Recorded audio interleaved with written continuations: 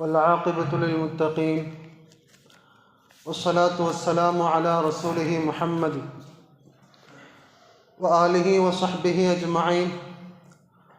أما بعد، فقد قال الله تعالى في القرآن العظيم ففي القرآن المجيد بعد أعوذ بالله من الشيطان الرجيم بفضل بسم الله الرحمن الرحيم. إن الله وملائكته يصلون على النبي يا أيها الذين آمنوا صلوا عليه وسلموا تسليما. اللهم صل على محمد عبدك ورسولك وصل على المؤمنين والمؤمنات والمسلمين والمسلمات وبارك على محمد وأزواجه وذريته. அளவற்ற அருளாளனும் நிகரற்ற அன்புடையவனுமாகிய அந்த அல்லாஹுக்கே எல்லா புகழும் உரித்தாகுக.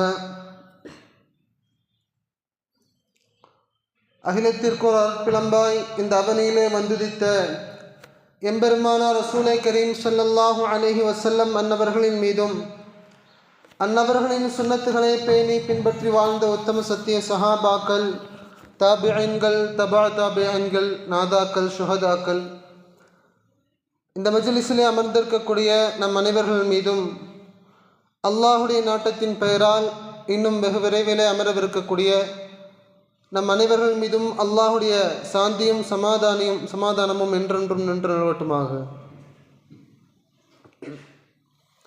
கண்ணியத்திற்குரிய அல்லாஹின் அடியார்களே, அல்லாஹு தஆலா தனது அருமறையாம் திருமறையிலே அழகாக கூறுவான், வமா ஹலக்துல் ஜின்ன வல் இன்ஸ இல்லா லியஅ்புதூன். ஒட்டுமொத்த மனித வர்க்கத்தையும் ஜின் வர்க்கத்தையும் நாம் நம்மை வணங்குவதற்காகவே தவிர படைக்கவில்லை என்பதாக அல்லாஹு தஆலா குறிப்பிடுகின்றான். இன்றைய காலத்திலே நாம் நம்முடைய வாழ்க்கையுடைய போக்கை பார்த்தால் நாம் எதற்காக படைக்கப்பட்டோம் என்று கேள்வி கேட்கப்படக்கூடிய ஒரு நிலையில்தான் இருக்கின்றது. ஒவ்வொரு மனிதர்களும் நான் எதற்காக படைக்கப்பட்டேன் என்பதே தெரியாமல் வாழ்ந்து கொண்டிருக்கிறார்கள். சிலர் இந்த வாழ்க்கையெல்லாம் வெறுமனே கேலி கூத்துக்காகவும் வீணான விஷயங்களுக்காகவும் டைம் பாஸிற்காகவும் தான் படைக்கப்பட்டதாக எண்ணி தங்களுடைய நேரங்களை வீணான காரியங்களை கழித்து கொண்டிருக்கின்றோம். கண்ணியத்திற்குரிய அல்லாஹ்வினுடையவர்களே, இந்த உலக வாழ்க்கை என்பது வீணான வாழ்க்கை அல்ல. அல்லாஹ் நம்மவர்களை வீணாக படைக்கவில்லை. மாறாக இந்த உலகத்தில் உள்ள சொற்ப காலத்திலே ஒருவித பரிசோதனைக்காக, ஒருவித பயிற்சிக்காகத்தான் அல்லாஹ் நம்மவர்களை இந்த உலகத்திலே அனுப்பி வைத்திருக்கின்றான்.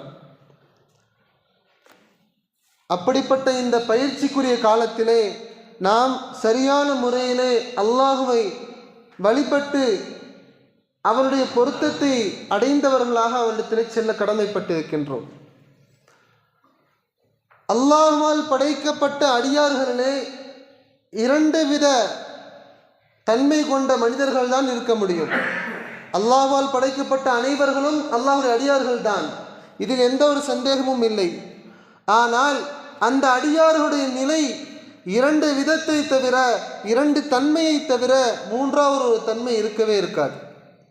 ஒன்று, அல்லாஹ்வுடைய கட்டளைகளின்படி தன்னுடைய வாழ்க்கையை கழித்து அல்லாஹ்விற்கு விசுவாசமான உண்மையான ஒரு அடியாராக மன்னிப்பது, அல்லது அல்லாஹ்வுடைய கட்டளைகளுக்கு மாறு செய்து அவனுடைய கட்டளைகளை புறந்தள்ளி நமது வாழ்க்கையை மார்க்கத்திற்கு புறம்பான வாழ்க்கையாக வாழ்ந்து அவனுக்கு துரோகம் செய்த துரோகியை போன்ற ஒரு வாழ்வோடு மரணிப்பதுதான் இரண்டாவது நிலை. அல்லாஹு தஆலா அப்படிப்பட்ட இரண்டாவது நிலையை விட்டும் நம்மை பாதுகாப்பானாக. கண்ணியத்திற்குரிய அல்லாஹ்வினுடையவர்களே, ஆகவே அல்லாஹு தஆலா இந்த ஒட்டுமொத்த மனித குலத்திற்கும் மிகப்பெரிய ஒரு நேர்வழிகாட்டியாக, ஒரு மனிதன் பிறந்தது முதல் இறக்கும் வரை அவன் எப்படியெல்லாம் வாழ வேண்டும், என்ன முறைகளெல்லாம் நடந்து கொள்ள வேண்டும் என்ற எல்லா விதமான சட்ட திட்டங்களையும் உலகம் சார்ந்த மறுமை சார்ந்த அனைத்து விஷயங்களையும் அல்லாஹ் தஆலா இந்த குர்ஆனிலே வைத்திருக்கின்றான். நாம் இந்த குர்ஆனை சரியான முறையிலே பின்பற்றி வாழ்ந்தாலே போதுமானதாக இருக்கும் அவனுடைய பொருத்தத்தை பெறுவதற்கு. கண்ணியத்திற்குரிய அல்லாஹ்வினுடையவர்களே, குர்ஆன் இறக்கப்பட்டதுடைய நோக்கமே அதுதான். இந்த ஒட்டுமொத்த மனித சமுதாயமும் அல்லாஹ்வுடைய பொருத்தத்தை பெற்று உண்மையான வெற்றியாளர்களுடைய சமுதாயமாக ஆக வேண்டும் என்பதற்காகத்தான் அல்லாஹ் இந்த குர்ஆனை இறக்கி வைத்திருக்கின்றான். ஒரு நோயாளி தன்னுடைய நோயின் காரணமாக ஒரு மருத்துவரிடத்திலே சென்று அதற்கான மருத்துவத்தை கேட்கிறார். அந்த மருத்துவரும் அந்த நோய்க்குரிய மருந்துகளை எழுதி கொடுக்கிறார். இந்த நோயாளி அந்த மருந்து சீட்டை எடுத்துக்கொண்டு சென்று விட்டார். சிறிது நாட்கள் கழித்து அந்த மருத்துவரிடத்திலே வந்து, நீங்கள் எழுதி கொடுத்த சீட்டை அந்த மருத்துவத்தின் மூலமாக எனக்கு எந்த ஒரு பயனும் அளிக்கவில்லை என்று சொல்கிறார். அப்பொழுது அந்த மருத்துவர் கேட்கிறார், நீங்கள் அந்த மருந்து சீட்டை, அதில் உள்ள மருந்துகளை சாப்பிட்டீர்களா என்பதாக கேட்கிறார். அதற்கு அவர் சொன்னார், நீங்கள் எழுதி கொடுத்த அந்த மருந்து சீட்டு இருக்கிறது அல்லவா, அதை நான் என்னுடைய சட்டையோடு வைத்து கொண்டேன், என்னோடே வைத்து கொண்டேன் என்பதாக மட்டும் கூறுகிறார். அப்பொழுது அந்த மருத்துவர் என்ன சொல்கிறார், அடே மடையனே, வெறுமனே மருந்து என்று மருத்துவடைய சீட்டுகளை வைப்பதனால் உன்னுடைய நோயெல்லாம் குணமாகாது. அந்த மருந்துகளை பயன்படுத்துவதன் மூலமாகத்தான் உன்னுடைய நோய் குணமாகும் என்று கூறுகிறார். ஆக இதே போன்றுதான் அல்லாஹு தஆலா நம்மவர்களுக்கு குர்ஆனை கொடுத்திருக்கின்றான். ஆனால் நாம் நம்முடைய குர்ஆனை, நமக்கு வழங்கப்பட்ட குர்ஆனை, நம்முடைய வாழ்க்கையின் முன்னோடியான குர்ஆனை வெறுமனே அலமாதிகளிலேயும் பீரோக்களிலேயும் பூட்டி வைத்துக் கொள்கின்றோம். பிறகு நாம் உலகமெல்லாம் பிதற்றுகின்றோம், என்னுடைய வாழ்க்கை சீராகவில்லை, என்னுடைய வாழ்வாதாரம் மேம்படவில்லை, என்னுடைய ஈமான் அதிகரிக்கவில்லை என்பதாக. எப்படி அதிகரிக்கும்? நாம் குர்ஆனை ஓத வேண்டும், அதன்படி நம்முடைய வாழ்க்கையை அமைத்து கொள்ள வேண்டும். அப்போதுதான் நம்முடைய இவ்வுலக வாழ்க்கையும் மேம்படும், மறு உலக வாழ்க்கையும் மேம்படும். கண்ணியத்திற்குரிய அல்லாஹ்வின் அடியார்களே, இன்றைய காலத்தில் நாம் மனிதனுடைய வாழ்க்கையை பார்த்தோம் என்றால் எல்லோரும் கூறக்கூடிய ஒரு பொதுவான விஷயம், மேலை நாட்டு கலாச்சாரத்துடைய அழிவுக்குள்ளான அந்த கலாச்சாரத்துடைய மோகத்தின் காரணமாக அவர்கள் சொல்லக்கூடிய அறிவுக்கு புறம்பான விஷயத்தை இதுதான் அறிவு சார்ந்த வார்த்தைகள் என்பதாக எண்ணி நம்மில் எத்தனையோ நபர்கள் இப்படிப்பட்ட வார்த்தைகளை கூறுபவர்களை பார்க்கின்றோம்.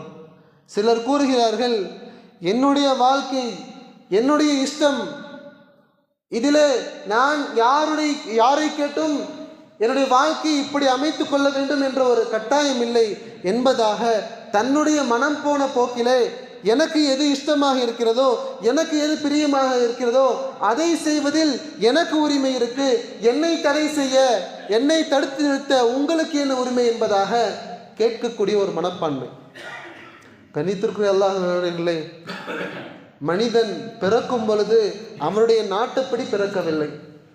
அதே போன்று அவன் மரணிக்கும் பொழுதும் நான் இப்படித்தான் மரணிக்க வேண்டும், இந்த இடத்தில் தான் மரணிக்க வேண்டும், இப்படிப்பட்ட ஒரு நோயினால் தான் மரணிக்க வேண்டும் என்றும் அவன் எழுதி வைக்கவும் முடியாது. ஆக ஒரு மனிதனுடைய வாழ்க்கையிலே மிக முக்கியமான 2 விஷயங்கள், அது இறப்பும் பிறப்பும். அந்த இறப்பையும் பிறப்பையும் கூட தீர்மானிக்கக்கூடிய தகுதியும் உரிமையும் இல்லாத நாம் நம்முடைய வாழ்க்கையை மற்றும் இந்த செயல்களை செய்ய வேண்டும் என்ற விஷயத்தில் மற்றும் எப்படி நாம் நம்முடைய இஷ்டத்தை எடுத்துக்கொள்ள முடியும்? அந்த ஒட்டுமொத்த மனித சமுதாயத்திற்கும் அவர்களுடைய பிறப்பிற்கும் சரி இறப்பிற்கும் சரி, இவன் இந்த நாளிலே பிறப்பான், இவர்களுடைய வயிற்றிலே பிறப்பான், இந்த தேதியிலே இறப்பான் என்பன போன்ற எல்லா விஷயங்களையும் நம்மை படைத்த அல்லாஹ் தீர்மானிக்கிறான் அல்லவா? ஆக ஒரு மனிதனுடைய வாழ்க்கையில மிக முக்கியமான பிறப்பையும் இறப்பையும் தீர்மானிக்கக்கூடிய அல்லாஹ் அவனுக்கு இந்த மனிதன் இறக்கும் வரை இப்படித்தான் வாழ வேண்டும் என்று சொல்லக்கூடிய கடமை இல்லையா? அவனுடைய வார்த்தைக்கு மரியாதை இல்லையா? அதை நாம் ஏன் பின்பற்றுவதில்லை? அல்லாஹுடைய வார்த்தைக்கு நாம் ஏன் முக்கியத்துவம் கொடுப்பதில்லை? அவனுடைய நாட்டுப்படி தான் பிறந்தோம், அவனுடைய நாட்டுப்படி, அவனுடைய இஷ்டப்படி, அவனுடைய விருப்பப்படி தான் இறக்கவும் போகின்றோம். அப்படி இருக்க இடைப்பட்ட இந்த சொற்ப காலத்திலே அவன் சொன்னபடி வாழ்வதற்கு நமக்கு ஏன் மனம் வருவதில்லை? கண்ணியத்திற்குரிய அல்லாஹ்வினர்களே, மனிதனுக்கு தேவை ஒன்று இருக்கிறது. அவனுடைய தேவைகள் சார்ந்த விஷயங்கள் வேறு, அவன் படைக்கப்பட்ட நோக்கம் சார்ந்த விஷயங்கள் வேறு. மனிதனுடைய தேவை என்பது அவனுக்கு தேவையான உணவாக இருக்கட்டும், உடையாக இருக்கட்டும், இருப்பிடமாக இருக்கட்டும், இவையெல்லாம் மனிதனுக்கு அத்தியாவசிய தேவை. ஆனால் அவனுடைய உண்மையான நோக்கம் என்பது அல்லாஹுடைய பொருத்தத்தை பெறுவதும் அவனுடைய வணக்க வழிபாடுகளில் தங்களுடைய நேரத்தை கழிப்பதும் தான். ஆனால் இன்றைய காலத்தில் நம்முடைய சூழ்நிலை பார்த்தால் நம்மவர்களுடைய தேவை கூட அதுதான் உண்மையான நோக்கமாக ஆகிவிட்டது. எத்தனையோ நபர்கள் உண்பதற்காக தங்களுடைய வாழ்நாள் முழுக்க செலவழிக்கிறார்கள். நான் இப்படிப்பட்ட உயர்தரமான உணவுகளை உண்ண வேண்டும், உயர்தரமான உடைகளை உடுத்த வேண்டும், உயர்தரமான இடங்களிலே வசிக்க வேண்டும் என்பதற்காக அதுதான் என்னுடைய பிறப்புடைய நோக்கம், குறிக்கோள், அதுதான் என்னுடைய லட்சியம் என்பதாக நம்முடைய மனதிலே வைத்துக் கொண்டிருக்கின்றோம். கண்ணியத்திற்குரிய அல்லாஹ் நடிகர்களே, அது உண்மையான நோக்கம் அல்ல. மனிதன் படைக்கப்பட்ட நோக்கம் அல்லாஹ்வை வணங்குவதற்காகத்தான், அல்லாஹ்வுடைய பொருத்தத்தை பெறுவதற்காகத்தான். கண்ணியத்திற்குரிய அல்லாஹ் நடிகர்களே, நாம் நம்முடைய வாழ்க்கையிலே வாழ்ந்து கொண்டிருக்கக்கூடிய ஒவ்வொரு நாளையும் ஒரு பக்கத்தில் எழுதுவதை போன்று எண்ணிக்கொள்வோம். நாம் இன்று என்னுடைய நாளை நான் எப்படி கழித்தேன் என்பதாக, அதிலே நான் நல்ல விஷயங்களை செய்தேனா அல்லது தீய காரியங்களை செய்தேனா என்பதாக எழுதுவதாக நாம் நம்முடைய வாழ்க்கையை கழிக்க வேண்டும். கடந்துவிட்ட காலங்களை மறந்துவிட்டு இனி வரக்கூடிய காலங்களிலே நாம் நம்முடைய வாழ்க்கையிலே நடக்கக்கூடிய ஒவ்வொரு விஷயத்தையும் அல்லாஹ்விற்கு பொருத்தமானதாகத்தான் இருக்க வேண்டும் என்ற நோக்கத்தோடு நம்முடைய வாழ்க்கையை கழிக்க வேண்டும். அஹ்மத் அலி லாகூரி ரஹ்மத்துல்லாஹி அவர்கள் என்ற ஒரு மிகப்பெரிய மார்க்க அறிஞர், அவர்கள் ஒரு நிகழ்வை கூறுகிறார்கள். அவர்கள் ஒரு தடவை கடை வீதிக்கு சென்று கொண்டிருந்த போது அந்த கடை வீதியிலே அமர்ந்திருந்த ஒரு மிகப்பெரிய ஒரு இறைநேசர், அல்லாஹ்வுடைய நேசத்திற்கு சொந்தக்காரர், அவர் ஒரு இடத்தில் அமர்ந்திருக்கிறார். அஹ்மத் அலி ஹதரத் அவர்களை ரஹ்மத்துல்லாஹி அவர்களை அழைத்து கேட்கிறார்கள், இந்த ஊரிலே மனிதர்களே இல்லையா என்பதாக கேட்கிறார்கள். அப்பொழுது அஹ்மத் அலி ரஹ்மத்துல்லாஹி அவர்கள் கூறுகிறார்கள், இந்த கடை வீதியிலே எல்லோரும் மனிதர்கள் தான் நிறைந்திருக்கிறார்கள், உங்களுடைய கண்களுக்கு அவர்கள் தெரியவில்லையா என்று கேட்கிறார்கள். அப்பொழுது அந்த இறைநேசர் சொல்கிறார், நான் பார்ப்பதை போன்று நீ பாரு என்பதாக கூறிவிட்டு மீண்டும் அவர்களை பார்க்க சொல்கிறார்கள். பார்த்தால் அவருடைய கண்களுக்கு பன்றிகளும் நாய்களும் குரங்குகளும் நடமாடுவதுதான் தெரிகின்றது. அந்த நிலையை பார்த்துவிட்டு சுதாரிப்பு அடைந்து அந்த இறைநேசரை பார்க்கிறார்கள். பார்த்தால் அந்த இறைநேசர் சென்று விடுகிறார். அஹ்மத் அலி ரஹ்மத்துல்லாஹி அவர்கள் இந்த சம்பவத்தை கூறிவிட்டு சொல்கிறார்கள், ஒவ்வொரு மனிதனுடைய நிலையும் உண்மையான நிலையும் இவ்வாறு தான் இருக்கிறது. அவன் வெளிப்படையாக சாதாரண மனிதனுடைய பார்வையிலே மனிதனாக தெரிகின்றான். ஆனால் அவனுக்குள்ளே இருக்கக்கூடிய தீய குணங்கள், அதன் காரணமாக அவனுடைய உருவமும் சரி, அவனுடைய தோற்றமும் சரி, முழுக்க முழுக்க விலங்குகளை போன்று இருக்கிறது என்பதாக கூறினார்கள். கண்ணியத்திற்குரிய அல்லாஹ்வினடியார்களே, எப்பொழுது நாம் அல்லாஹ்விற்குரியவர்களாக, அல்லாஹுடைய கட்டளையை பின்பற்றக்கூடியவர்களாக, அல்லாஹுடைய ஒவ்வொரு கட்டளைக்கும் முக்கியத்துவம் கொடுப்பவர்களாக ஆகிவிடுகின்றோமோ, அப்பொழுது அல்லாஹு தஆலா நம்மில் ஒருவனாக ஆகிவிடுகின்றான். இதைத்தான் பெரியார்கள் இவ்வாறு கூறுவார்கள், மன் கான லில்லாஹ், யார் அல்லாஹ்விற்கு உரியவர்களாக ஆகிவிடுகிறார்களோ, கான் அல்லாஹு லஹு, அல்லாஹ் அவர்களுக்கு உரியவராக ஆகிவிடுகின்றான் என்பதாக.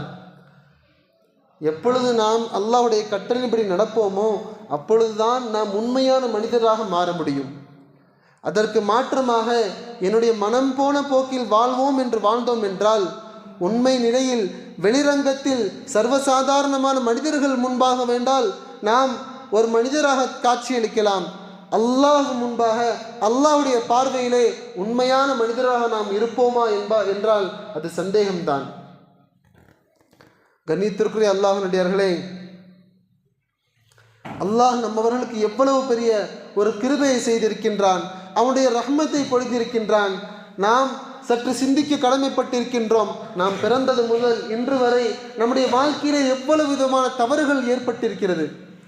அப்படிப்பட்ட பெரும் பெரும் பாவங்களை அல்லாஹ் நம்மோடு இருக்கக்கூடிய சக மனிதர்களுக்கு வெளிச்சமிட்டு காண்பிக்காமல் அதை ஒரு திரையிட்டு மறைத்திருக்கின்றான். அல்லாஹ் மற்றும் நம்முடைய பாவங்களை பிற மனிதர்களுக்கு தெரியும்படி காண்பித்திருந்தால் நம்முடைய நிலை எவ்வாறு இருக்கும்? அல்லாஹ் பாதுகாப்பானாக. ஆனால் இவ்வளவு பாவங்கள் செய்த பிறகும் நம்மை பிற மனிதர்களுக்கு முன்பாக ஒரு கண்ணியமானாக ஒரு நல்ல மனிதனாக அல்லாஹ் காட்டித் தருகின்றான் என்றால் அல்லாஹ் நம் மீது செய்திருக்கக்கூடிய கிருபையும் கருணையும் அன்பும் பாசமும் தான் எவ்வளவு. ஆக அப்படிப்பட்ட அல்லாஹ்விற்கு நாம் மென்மேலும் துரோகம் செய்து கொண்டே இருந்தால் நம்முடைய நிலை, நம்முடைய இறுதி முடிவு எவ்வாறு இருக்கும் என்பதை நம்மால் கூற முடியாது. கண்ணியத்திற்குரிய அல்லாஹ்வினுடையவர்களே, இறைநேசர்கள் இவ்வாறு கூறுவார்கள், அல்லாஹ் ஒரு மனிதனை கோபிக்கின்றான், அவன் மீது அல்லாஹ் கோபப்பட்டு கொண்டிருக்கின்றான், கோபத்துடைய நிலையில இருக்கின்றான் என்பதை எதன் மூலமாக தெரிந்து கொள்ள வேண்டும் என்றால், ஒரு மனிதன் அவன் தன்னுடைய குறையை பார்க்காமல் அடுத்தவனுடைய குறையை, பிறர் என்ன செய்கிறார்கள், இவன் ஏன் இங்கு நிற்கிறான், இவன் ஏன் அங்கு செல்கின்றான் போன்று தன்னுடைய நிலையை தவிர தன்னுடைய நிலை அல்லாத மற்றவர்களுடைய நிலையை பார்க்க ஆரம்பித்தால் அப்பொழுது நாம் விளங்கி கொள்ள வேண்டும், அல்லாஹ் இப்படிப்பட்ட மனிதன் மீது கோபமுற்ற நிலையிலே இருக்கின்றான் என்பதாக உணர்ந்து கொள்ள வேண்டும்.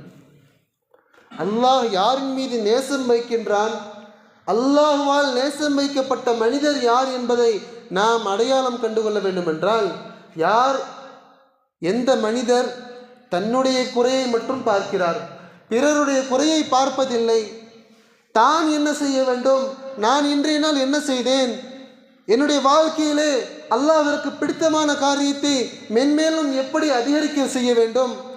அதிகப்படுத்த வேண்டும் என்பதாக தன்னுடைய விஷயத்தை, தன்னுடைய செயலை பற்றியே சிந்தித்து கொண்டிருக்கின்றான் என்றால் அப்படிப்பட்ட மனிதன் மீது அல்லாஹ் நேசம் கொண்ட நிலையிலே இருக்கின்றான். அல்லாஹ்வுடைய பாசமும் நேசமும் அந்த மனிதனின் மீது இருக்கிறது என்பதை நாம் விளங்கிக் கொள்ள வேண்டும் என்பதாக நம்மவர்களுக்கு இறைநேசர்கள் வழிகாட்டி சொல்கிறார்கள்.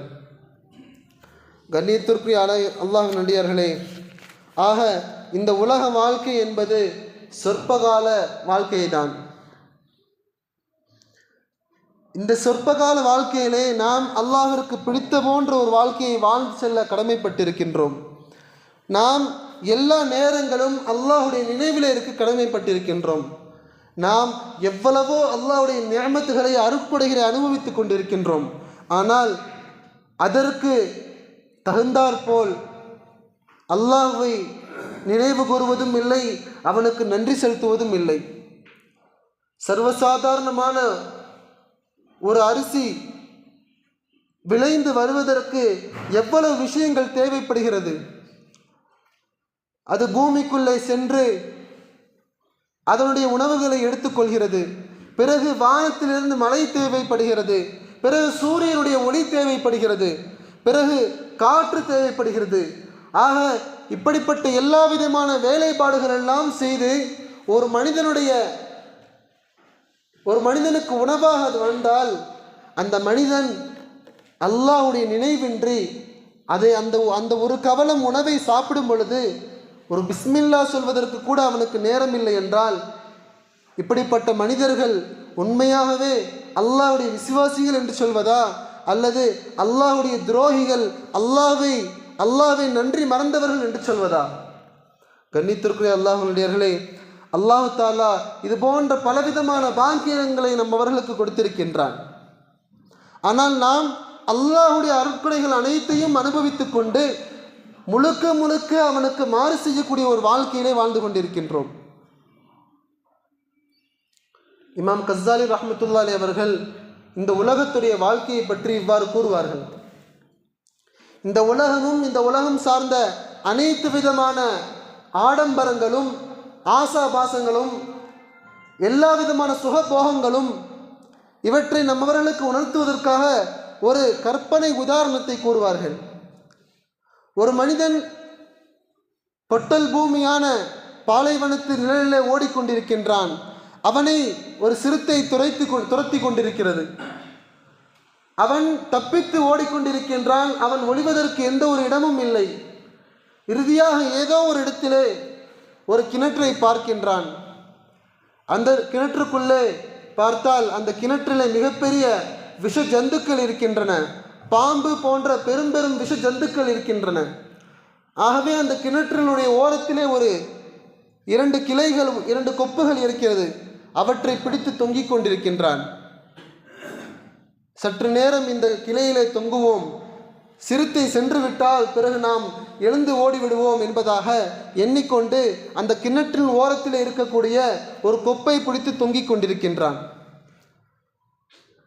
அந்த நேரத்திலே 2 எலிகள், கருப்பு நிற வெள்ளை நிற எலிகள் அந்த கொப்பை கரித்து கொண்டிருக்கின்றன.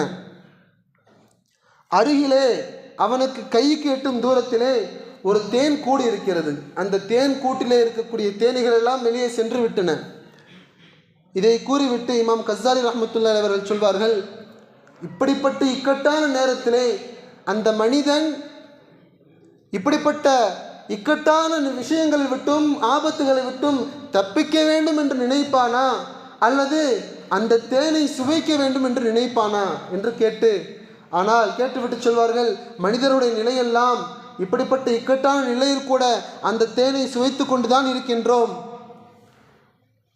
அந்த தேன் தான் இந்த ஒட்டுமொத்த உலகத்துடைய சுகபோகங்களும் பொருளாதாரங்களும்.